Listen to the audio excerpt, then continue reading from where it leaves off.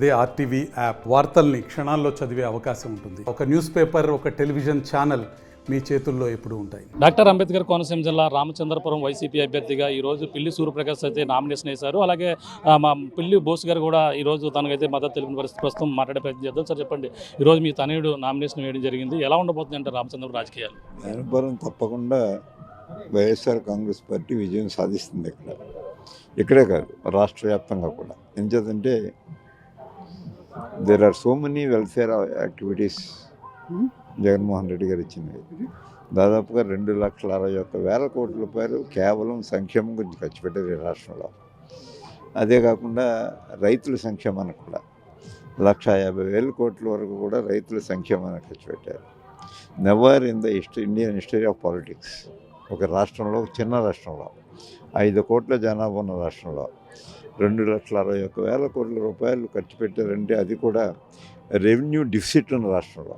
మరి ఇది చిన్న విషయం కాదు. ఇది అందుచేత ది ట్రెండ్ చూస్తున్నట్టయితే ఇవాళ చూసాం, నామినేషన్కి వచ్చిన పార్టీ కార్యకర్తలు కానీ పార్టీ నాయకులు కానీ ది ట్రెండ్ చూస్తున్నట్టయితే మాకు గెలుపుకి పెద్ద కష్టంగా పడవలసిన అవసరం లేదు. Whereas the candidate of YSR TDP and their coalition parties non లోకల్లో అట్ ది సేమ్ టైం ఒక rowdy element, rowdy sheeter, so many cases are pending on him. ఇవన్నీ కూడా కౌంట్ చేస్తారు. ఇవన్నీ కౌంట్ చేసేటప్పుడు మా విజయం పెద్దగా కష్టపడాల్సిన అవసరం లేకపోయినా మేము గట్టిగానే కష్టపడుతున్నాం. మీ యొక్క తనయుడిగా రాజకీయ వారసత్వాన్ని అందిపుచ్చుకున్నారు. రామచంద్రపురాన్ని ఏ విధంగా అభివృద్ధి చేస్తారనుకుంటున్నారు? Myself and my son are well aware about the needs of the public. చాలామంది అనుకుంటూ ఉంటాం, ఈ రామచంద్రపురం శాసనసభ నియోజకవర్గం అంటే పవిత్ర గోదావరి నదీ పరివాహక ప్రాంతంలో ఉన్నటువంటి ప్రాంతం, ఎప్పుడూ పచ్చగా కలకల్లాడే ప్రాంతం అని అనుకుంటాం. మనం ఎప్పుడు కూడా మంచినీటి ఎద్దడి ఎరిగినటువంటి ప్రాంతం అనుకుంటాం. జగన్మోహన్ రెడ్డి గారు ముఖ్యమంత్రిగా అయిన తర్వాత ముందే ఆయన ఊహించారు రాబోయే రోజుల్లో తీవ్రమైనటువంటి మంచినీటి ఎద్దడి ఏర్పడుతుంది అని.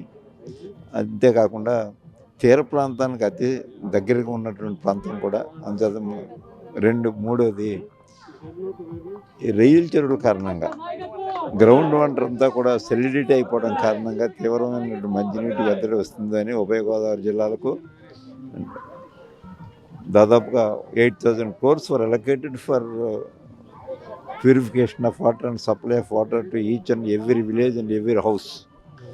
అది రామచంద్రపురంలో మనం చూసుకుంటే తోట తిరుమూర్తుల వర్గీయులు కావచ్చు, గతంలో ఇక్కడ ఉన్నటువంటి మొత్తం మంత్రి వేణుగోపాల్ అందరూ కూడా సపోర్టింగ్ ఏ విధంగా ఉంటుంది? కొంచెం అంతర్గత చిన్న విభేదాలన్నీ కూడా సర్దిమలిగాయండి.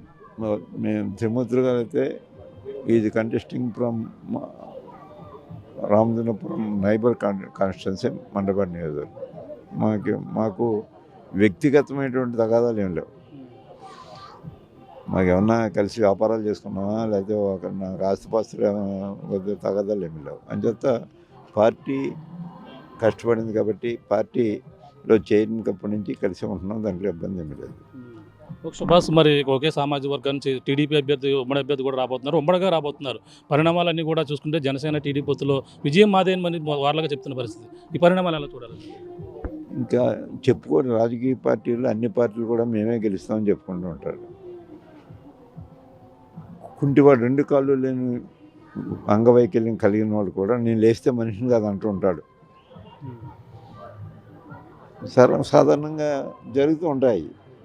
అందుచేత అవన్నీ మేము పట్టించుకోవట్లేదు. ఖచ్చితంగా దాంట్లో అనుమానం అనేదే లేదు.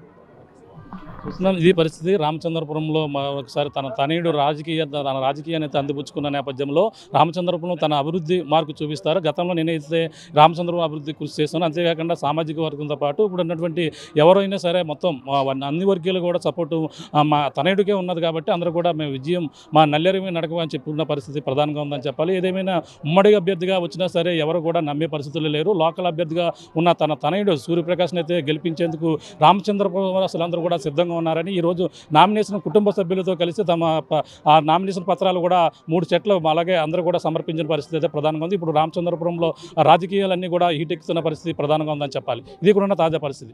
రామతో ప్రకాష్, ఆర్టీవీ, రామచంద్రపురం. మరిన్ని వీడియోస్ కోసం ఛానల్ ని సబ్స్క్రైబ్ చేయండి. లేటెస్ట్ అప్డేట్స్ కోసం వాట్సాప్ ఛానల్ ని ఫాలో చేయండి. అండ్ లింక్ డిస్క్రిప్షన్ లో ఉంది.